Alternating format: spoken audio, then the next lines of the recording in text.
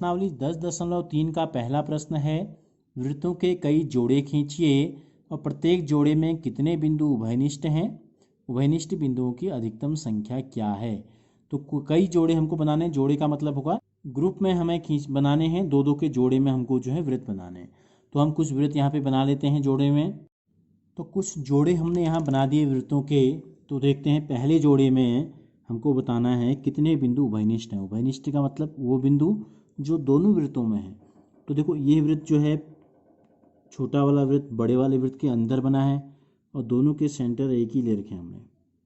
तो कोई भी बिंदु ऐसा नहीं है इसकी परिधि पर ये जो दूसरे की भी परिधि पर हो।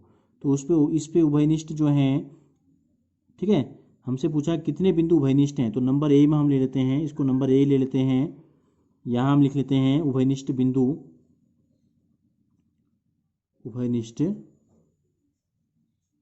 बिंदु कितने हैं। आकृति ए में 0 शून्य है, कहीं पर भी टच नहीं कर रहे हैं दोनों वृत्त। बी आकृति देखते हैं, दो वृत्त हमने यहाँ जोड़े बनाए हैं, ये दोनों टच कर रहे हैं एक दूसरे को एक बिंदु पर। तो उभयनिष्ठ बिंदु हो गया है एक। सी नंबर में ले लेते हैं इसको, सी। इस पे दो वृत्त हमने इस प्रकार से बनाए हैं, देखो ये दोनों दो जगहों पे एक दूसरे को टच कर रहे हैं। तो सी में उभयनिष्ठ बिंदु कितने हो गए, 2 हो गई। डी में आ जाते हैं, इसमें भी कितने जगहों पे वृत्त टच कर रहे हैं एक दूसरे को, 2 बिंदुओं पे टच कर रहे हैं।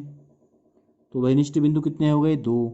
अब एक वृत्त हमने ये बनाया है, तो इसमें उभयनिष्ठ बिंदु क्या है, इस पे भी दोनों वृत्त क्या कर रहे हैं, एक पॉइंट पे, एक बिंदु पे दोनों एक दूसरे को टच कर रहे हैं।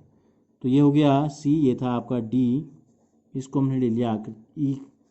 तो ई में भी कितने हैं अधिकतम, 2 जोड़े संभव है। तो इतने या इसके अलावा और भी जो संभव होंगे आप बना सकते हैं। और आपसे पूछा है पहले में, तो ये आपको बताना है कितनी जगहों पर दोनों उभयनिष्ठ हैं। फिर हमसे पूछा है उभयनिष्ठ बिंदुओं की अधिकतम संख्या क्या है। तो जितने भी उभयनिष्ठ बिंदु अभी तक थे उनमें अधिकतम संख्या क्या है। तो हमने जितने भी उदाहरण लिए हमने देखा कि देखो 0 थी या 1 थी या 2 थी। तो अधिकतम इन तीनों में सबसे बड़ा क्या है, इन तीनों में जो सबसे बड़ी संख्या है वो अधिकतम उभयनिष्ठ बिंदु वही है। ठीक है, बिंदुओं की अधिकतम संख्या, तो हम लिख लेते हैं अधिकतम उभयनिष्ठ बिंदु वो हैं आपके 2।